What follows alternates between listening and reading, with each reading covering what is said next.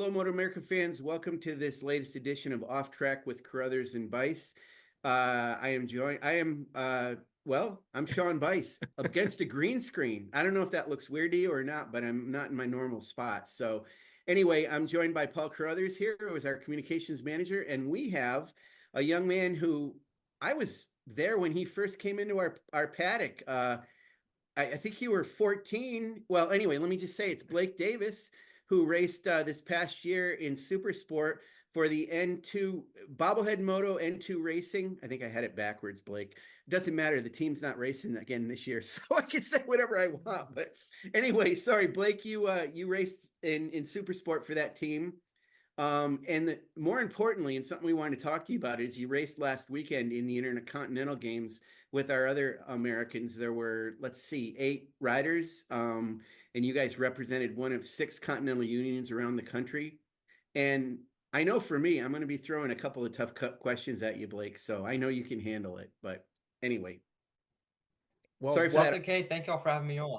Yeah, well, it's nice to see your smiley face again. Thank you. always. Thank you. Why don't we start out by talking about the year that we just had? I mean, obviously, the highlight of your season is you won a Supersport race. Sean and I were talking actually before the show, and I mean, you won a Supersport race, and you won a Supersport race against basically Superbike guys. That's pretty cool. Yeah, that's right. It was a really big win for me. I wasn't really expecting it at all. I struggled quite a bit in qualifying. It was mixed conditions, and I've been working on that a lot. I really struggle in mixed conditions. So I qualified 18th and just put my head down, got to it. It was such a fun race. Yeah, and you got all the way up to third, and they red flagged it, so at least you got to start from third, and then after that, it was a bit easier than starting from 18th. Exactly. That's right. That's right. Yeah, so Blake, this past year, I was actually surprised at the end of the year that we had seen the announcement about N2 Racing and Bobblehead Moto not going forward. We didn't know that was going to happen because the team has been so successful, and you guys had what appeared to be a pretty solid relationship with Evans Brothers over in Europe as far as getting parts. And I think were they building your engines, I believe, as well? Yes, they were. And Yes, they were. Some so amazing motors. yeah, that's serious stuff to be dealing with somebody from over there. Are they in England? They're in Italy. Oh, that name doesn't sound Italian. but but anyway, I know they're serious business, so that's cool that you had that relationship. So the team was absolutely legit and you had some good results, but it surprised me at the end of the year because Bobblehead Moto and N2 Racing have been out there for a lot, and I know N2 is continuing in endurance and everything that they do, so that makes sense. Talk about that a little bit, if you would. I'm sure you knew a lot earlier than any of us did what was happening there. Yeah, we're definitely gonna miss them. I love that team, and we were with them for 4 seasons, so Wow. they helped me out a lot. They definitely got me to where I am. Without them, it I wouldn't be here for sure. Definitely very thankful. It was amazing time with them. It was always great. They just they couldn't make it happen another year. It had kind of been coming for the last few years, and uh, Chris Smith, the team owner, he really pushed as much as he could to propel me forward. And Shiloh, my crew chief, also, they did all they could to give me the best opportunities they could, and they really did. I mean, we won 2 championships, lots of races. Got a super sport win, the team's first super sport win, my first super sport win. And they were always great to me. Just they couldn't make it happen another year, and I'm very thankful for everything they did in the past.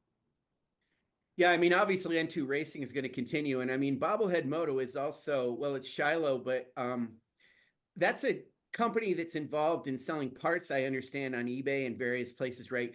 Bobblehead Moto is going to continue doing that. It's just as a racing entity that they're not doing that anymore. Is that right?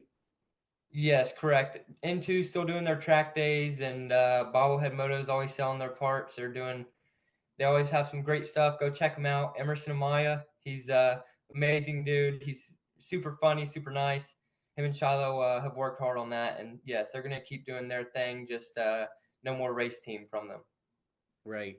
Man, you did a lot with them, but I remember that first time I met you. I think was it Road Atlanta?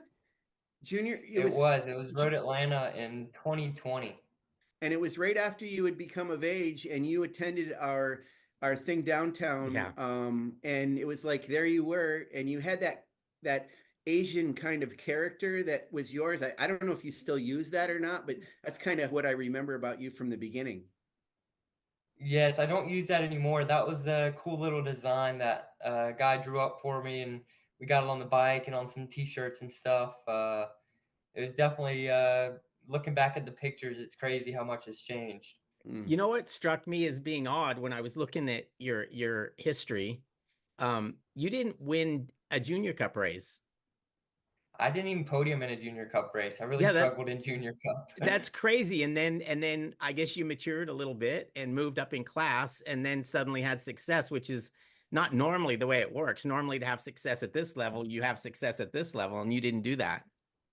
Yeah, Junior Cup's just it's a different game for sure. You have to be obviously really good at the drafting stuff, and then it's just really really odd class, especially on our American tracks. Like it's hard to get those bikes around the tracks. They don't pull very well off the corner, obviously, and they're not fast on the straight. So it's definitely a tough bike to ride. And I was against some stat competition. There were some really fast guys, and yeah, I just didn't have much success in Junior Cup. Yeah, and a lot of it with that class, I think, is just being in the right place at the right time and being patient and all that stuff. And it is kind of different than just going out and beating somebody because you're better. Exactly. It's definitely a lot of strategy.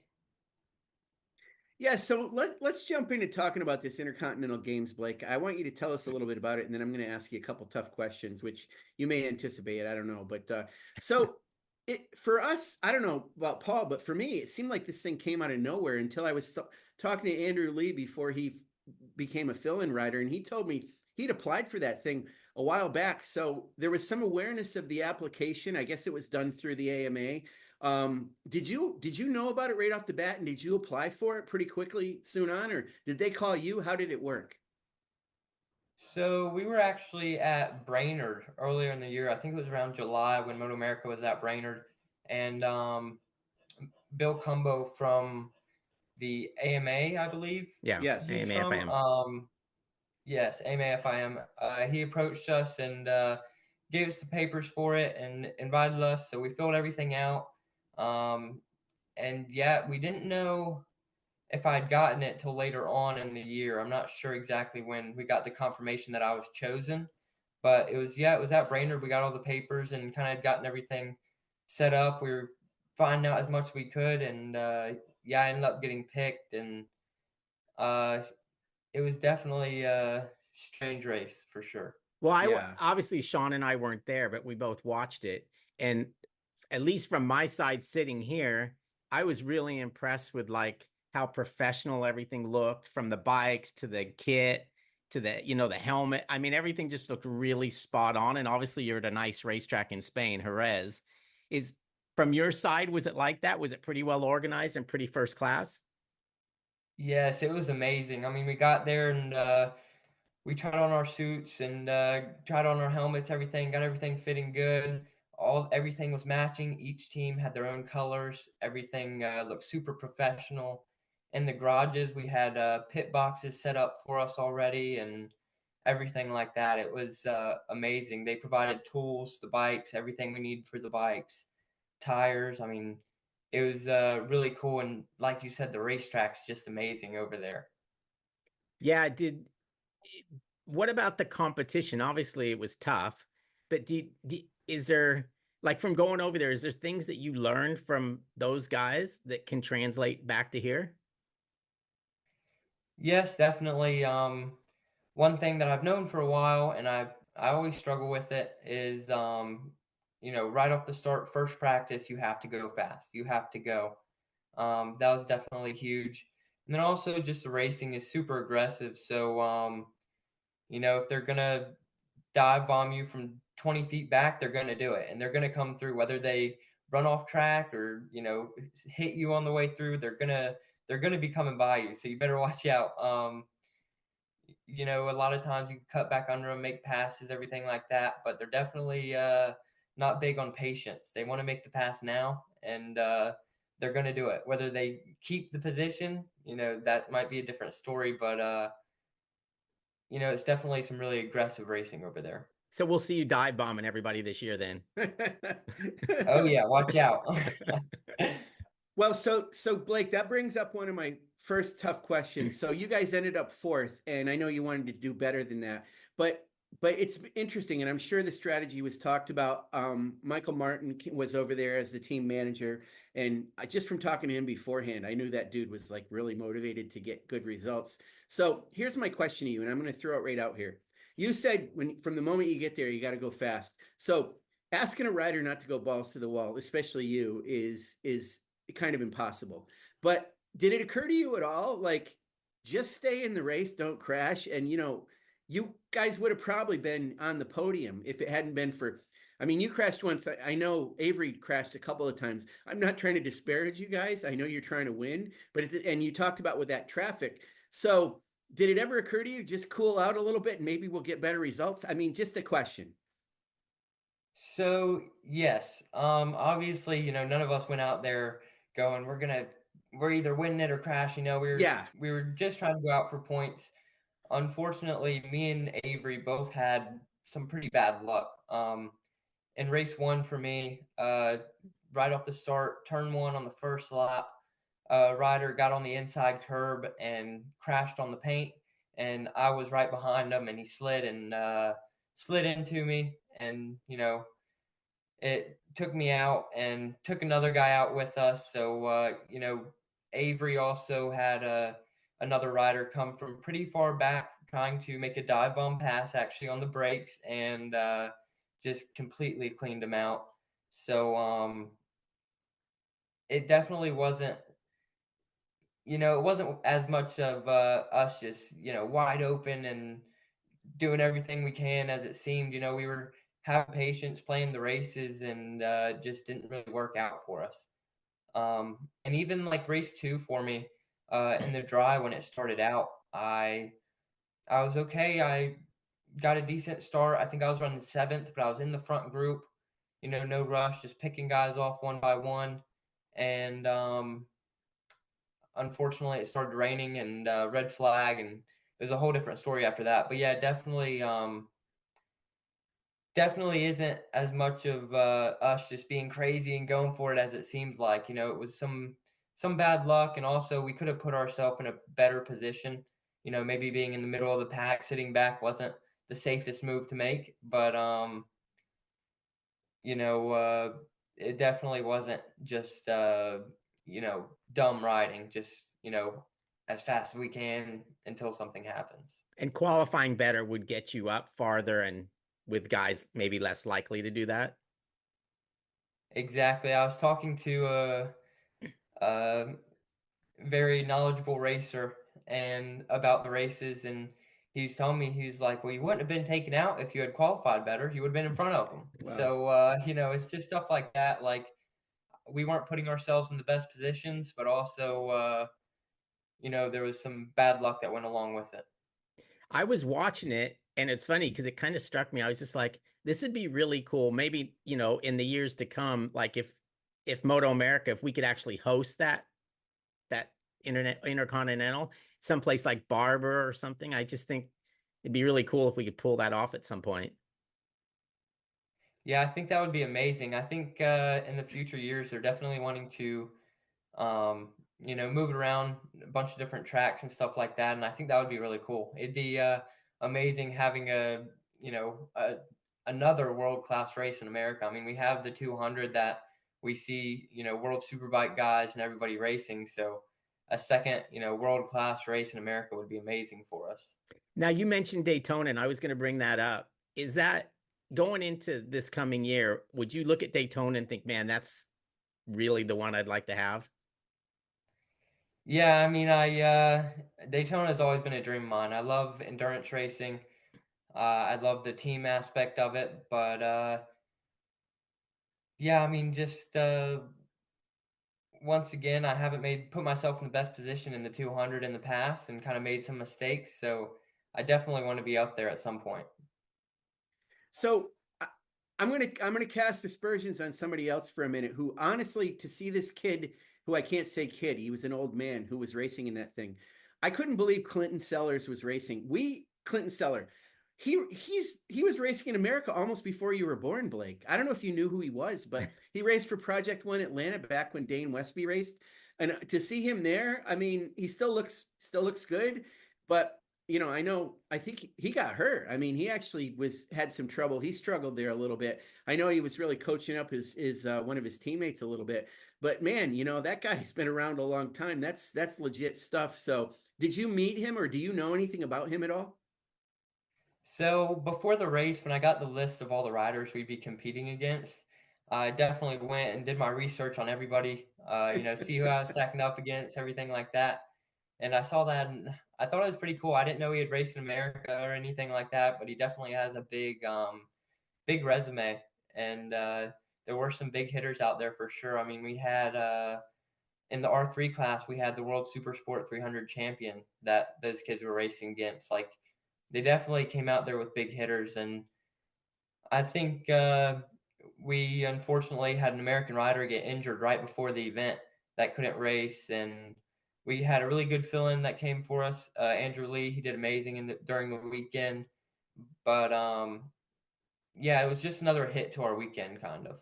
Yeah. Sean, speaking of that, like Australia had Mike Jones. Yeah, Mike Jones. And Another one, Paul. I mean, he's got to be your age. Yeah, exactly. I forgot about him. Yeah. Yeah. So I thought that was a little odd that you could have. He'd actually raced in MotoGP and Right. World Superbike and this and that. I'm Right. like, well, that's not really what this is about. But hey, Yeah. I guess if you got him, smoke him, right? Yeah, I mean, so I'm so glad you mentioned him. He was even more than Clint Sellers. I was just stuck on the fact that kid raced a long time ago in America. But Blake, I want to ask you about the bike. I mean, I think there's probably almost nobody on earth that's got more experience on an R7 than you and has success with it. And we've heard this. I heard it from Sonia Lloyd last year. I've heard it from Mallory Dobbs. But I mean, Sonia was racing on an R7, and then she did that last round of the World WCR, which are the same bikes that you rode, by the way. I know you know that. I'm saying this for the listeners. So you guys were basically on bikes that seemed to be pretty much essentially stock. You were on Dunlops, but they weren't American Dunlops, to my understanding. The suspension was a little bit different. I'm not making excuses for you, except I know you're not going to make excuses, so I just want to broach the subject about that, because that also was a little bit getting used to for you guys, wouldn't you say? Yeah, definitely. And it was pretty much a new bike for everybody. So obviously no excuses. Everybody was on the same thing, but it was a completely different bike than me and Hayden Scholtz have raced in the past. We raced the Superbike twins. They had I had R1M forks, we had triples, linkages, very built motors, frame braces. I mean, they were just amazing motorcycles. And the ones we were racing in Spain this past weekend were very very baseline. We had stock forks. Couldn't change the springs or anything like that. So it was kind of just what you got is what you rode, which I love that. I love that everybody's on the same bike. It's even competition. It's just down to whoever rides the bike best. But I don't think the bike took as much time getting used to as it did the track. The track is just so much different than any track we have here in America. It's the layout is so much faster, fast sweeping track. And then just the surface is so good. The asphalt is it's made to race a world championships on. I was going to ask you, when you go to a place like that you haven't been before, do you try to learn the thing by yourself, or do you try to lock in with a guy that's got some miles there? So it kind of depends. On most of the American tracks, like when we went to Mid-Ohio this year, it was my first time there. And I kind of went out and rolled around, kind of saw the track. And then, if somebody would come by me, I'd follow them through a few turns, learn a few things here and there. But I can kind of figure them out by myself pretty quickly. With this track, it was quite a bit different because, just like I said earlier, the layout is so much different than anything we have. It's so fast, so wide open everywhere. It was definitely nice. The first practice, I got out behind the European team, and got to follow them for a bit. So that helped me get up to speed, fairly quickly. It was just like that last second or second and a half that was hard to get. I could learn the track, pretty good to get me around, where I'd qualified like 10th or 11th. But to get that last second or second and a half to get to the leaders was what was really tough, which I eventually got in morning warm up before the races. I'd gotten to where I was only 6 tenths off the best time for the weekend, but it was just too late. I'd already qualified. I'd qualified in 11th, so just wasn't on time. Definitely late to getting to pace. One thing I noticed a lot from the photos that we got some photos from Colin Scholtz, Hayden's brother, and from a couple of other sources as well. And it seemed like it was a cool bonding session. There was a lot of camaraderie among within the U.S. team, as well as I could see it with the other teams. But for you guys specifically, I mean, you did the track walk together. You guys seemed like you were pumping each other up pretty well. That team aspect really kind of came to play, didn't it? Yeah, and it was really weird having a team like that in motorcycle racing. Like usually in motorcycle racing, you race your own race. You go out and practice by yourself. You go qualify by yourself. Everybody, all of these teams were grouping up and drafting off each other. So that was definitely hard to learn. But it was amazing having our team in the garage and first time over to Spain having these common faces that you see in America. It was definitely nice to have. You weren't over there lost by yourself. One of the few people speaking English. At least you had your team around you. You could go back and talk to at night at the hotel. Have dinner with, everything like that. That was really nice. And we had an amazing team too. Avery, Mathew, Michaela Moore, and then obviously Mallory, Andrew, and Hayden. They're all amazing people. And Max Toth also. I was trying to think of the last rider. Yeah, it Max took me a minute Toth. too. Yeah.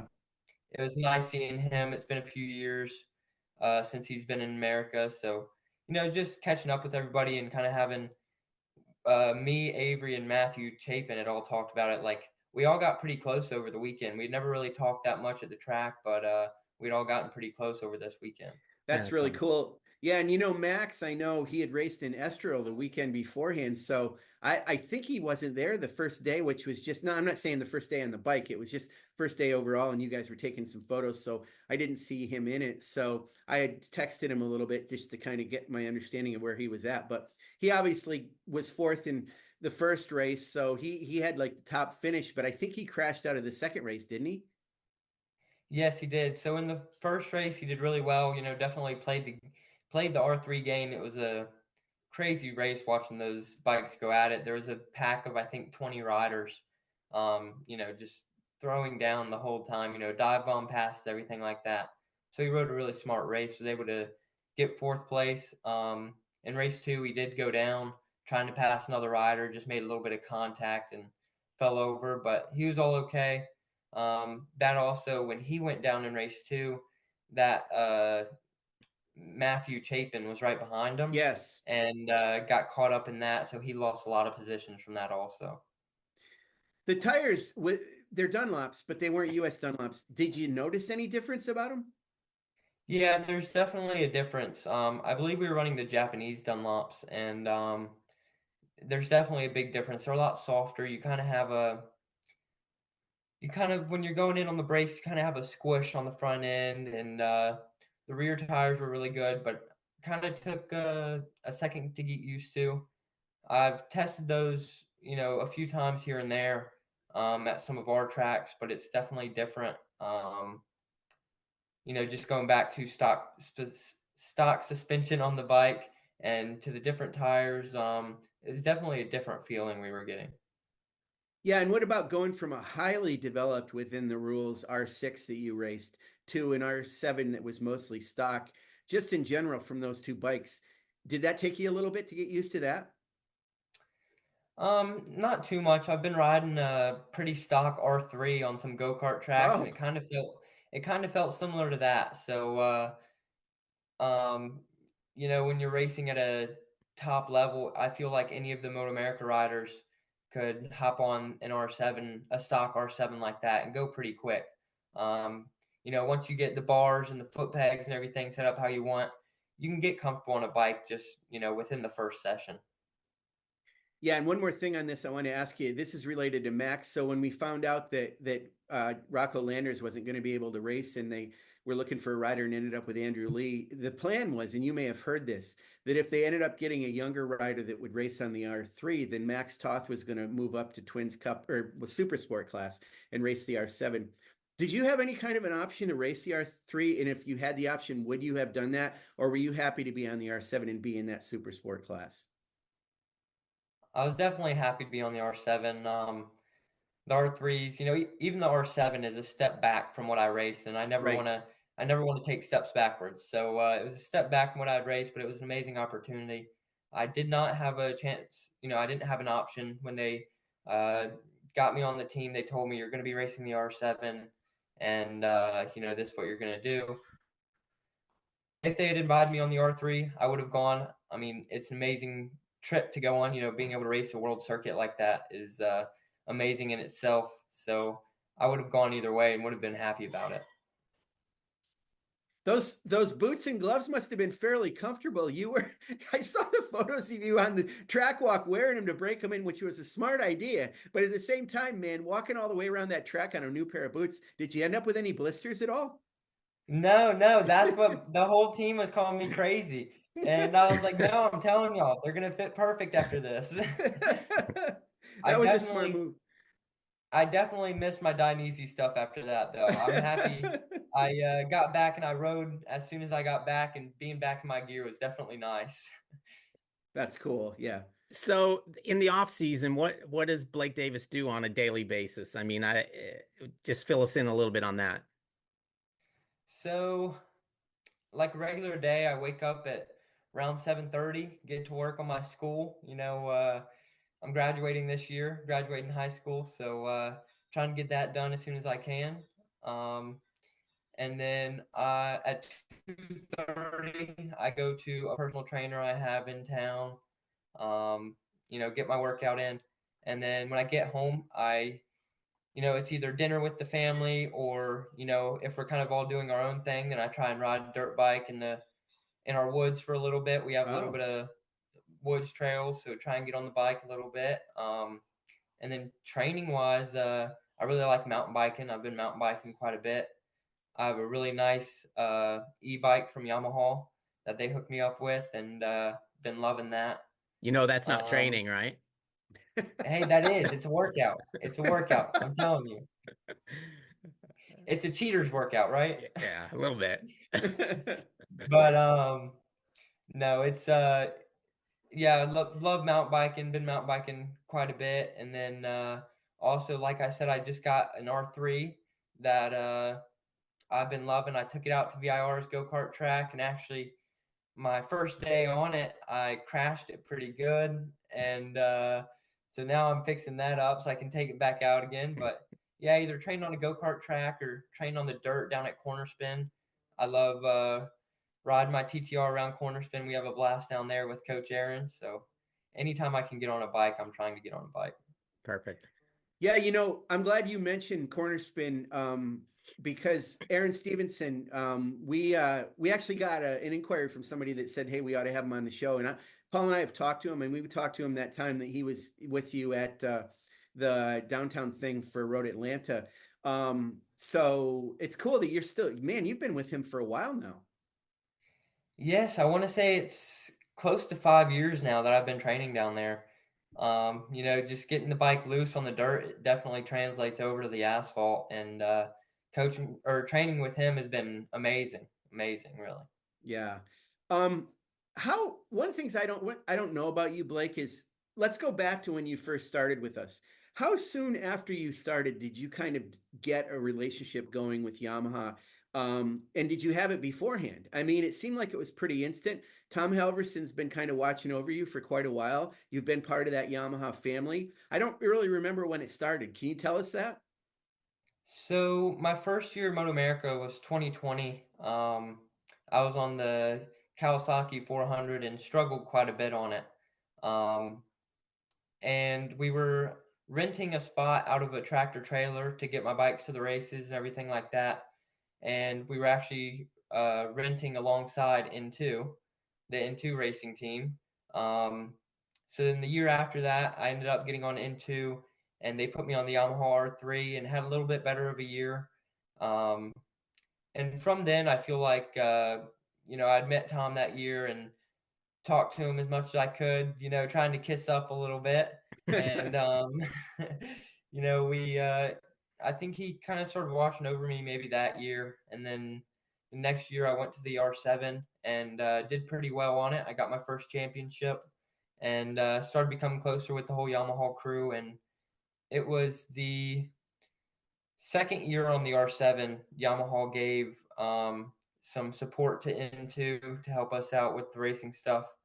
And, really hooked us up with some bikes, a little bit of funding, I believe, anything to help us out a little bit. And then this past season was my first season actually signed,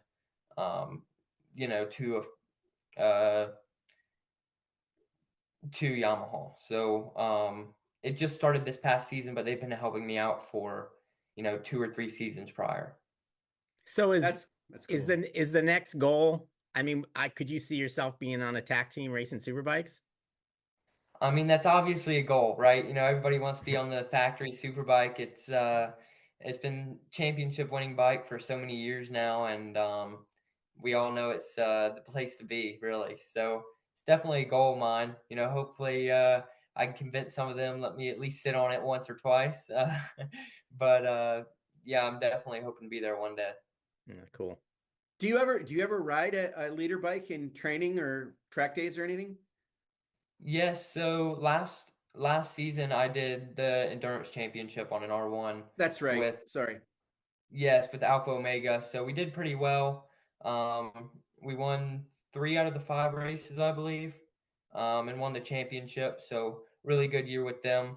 We had a big battle going on between us and Army of Darkness. They Yes. had Josh Hayes, Hunter Dunham, and Taylor Knapp. So we had a good little fight with them, but we ended up being able to get the championship. And I love riding the R1. It was a blast. So much power. Yeah, I'm sorry I forgot you did that, Blake, but that's right. That was a cool deal because we knew, it was funny how Army of Darkness has been with that R1 for a little bit, but in the old days I didn't remember them racing with Yamaha, but it made sense that you guys were there. Wasn't Cody Wyman on your team too, Alpha Omega? Or am I wrong? No, Okay. it was me, Isaiah Davis, and That's Anthony right. Mazziato. And then at about the halfway point through the season, we picked up Miles Thornton, and Oh. he really came on strong at the end of the season for us. Man, that's one rider. I wish he'd come back. Well, I wish Maz would come back too. I mean, I know they have to do what they have to do, and they would love to if they could try to put something together. But those are 2 riders specifically. It'd be cool to have back in the paddock again. I mean, I'm glad that they're kind of keeping themselves fresh anyway, and endurance riding is certainly the way to do it. So that's cool that you're racing with those guys. Are you going to continue to do that going forward? Hopefully, I don't think we're gonna be able to do it this year. Um, you know, uh, a little bit of schedule changes had been made, and I don't think we're going to be able to make it to the endurance races. I'd love to. I love endurance racing. I always have, just get to ride as long as I can. The more I'm on a motorcycle, the happier I am. So always loved endurance racing, and I'm hoping I can do more in the future for sure. I got a crazy question for you, Blake, because I'm going to write a story about this. I'm not going to give it away completely, but what do you think about when you're on a motorcycle? Are you talking to yourself? We hear stories about Josh Herron. He even says it himself. He actually sometimes looks at the screen, or he looks over, at the big screen, or he looks over at the fans. Um, some people I've heard don't think about anything. We've asked riders in the paddock this before. I mean, do you talk to yourself? Do you motivate yourself? Are you completely focused on what you're doing? And is maybe being too completely focused a bad thing or not? Um, so I've definitely started to realize with the focus, you need to be focused and ready to go, but also you have to be loose and remember that you're out there, you're riding to have fun. So that's been a big thing for me. This past year I stressed myself out quite a bit, and I don't think that helped me. I had a little dip in the mid season where I didn't do very well, and I think I was just stressing myself out too much. But yeah, while I'm out there, I'm just, in practice and qualifying, I'm learning what marks I can hit and, seeing where I can gain, a 10th here, a 10th there, whatever it is. But once it comes race time, everything kind of goes away. It's all muscle memory now. You know what marks you need to hit, and you're just really focused on what you're doing. So you had a couple carrots. I mean, obviously you were looking at what PJ and what Mathew Scholtz were doing, but let's talk about Mathew Scholtz because I mean, former superbike rider, racing in Supersport, and I mean, he was just going crazy the whole year with him and PJ, and he really got into it. He seemed like he was always still thinking, I kind of wish I was on a superbike, but he made the most of it and won the championship. He was a carrot for you, but at the same time, to admit to us or tell us, does he do anything on the bike that you were like, I can't figure out how he does that? Have you ever had witnessed that with him? Not necessarily anything special he does. It's just he does everything um so clean. Everything is you don't see very many mistakes out of him, and he can flip the bike side to side super fast and hit his marks every time. I feel like that was a big thing. I made in the races this year, I would catch myself just making too many mistakes. I didn't really have many crashes in races, but it was just I'd run wide a few too many times or whatever it was. You don't see that out of Matt. At most of the tracks, when it would come race time, I could do the same times in the races, but I had qualified so far back, and also they're just that first lap or two is the big thing for me. The first 2 or 3 laps, they would put 5 seconds on the rest of the field, and then like at Laguna, I think they were 7 seconds ahead when I got into third place. And I'd finally, made my way through the pack from my bad qualifying, and I make it up into third place, and I held the gap at the same, 7 seconds. I think I brought it down a few tenths, but just those first few laps and just hitting their marks it's amazing how they can do it every time. And even watching PJ, the way he slides the bike around is amazing. That's definitely something I can learn from. So you've grown a lot in the time that we've known you, and you're taller than even I realized until I see you next to somebody. I'm like, oh my gosh, he's actually bigger than I thought. But you're not the size of Mathew Scholtz or certainly Jake Lewis. And Mathew's pretty ripped. I mean, he's a pretty ripped guy, but he also knows when he trains, you got to work on your core. You can't be too much that. It feels like, or seems like to me, that you almost have the prototype size for a racer. You've got some length. You can hang off the bike, but you're not like a monkey, climbing all over the thing, right? A spider monkey or something. So how do you feel about your body type and the training that you're doing? And do you expect you're going to be growing at all anymore? Or do you think you're kind of reached where you're going to be? I hope I'm done. I hope I'm done growing. I honestly, I wish I was a little bit shorter. I've told my friends and family, I say when I'm in town, around town, I tell everybody I'm 6 foot. And when I'm at the racetrack, I tell everybody I'm 5'9". I want to tell everybody I'm a little bit shorter, but no, I'm right around 5'10" right now. Okay. Definitely wish I was a little bit smaller, but I'm not a bad size.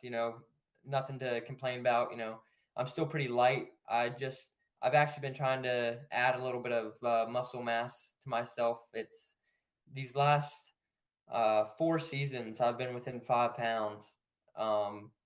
I've been when I first got on the R3, I weighed 135, and I just now hit 140. So definitely wish I was a little bit shorter, but putting on some muscle and everything, it's definitely not a bad spot to be. I think watching the superbike riders, they're obviously like Matt. He would superbike race winner and everything like that. He it's not a struggle.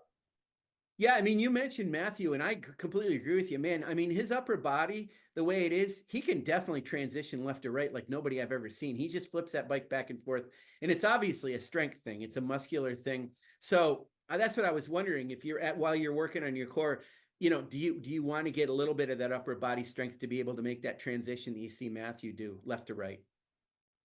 Yeah, that's actually partially of why I've been wanting to add a little bit of weight.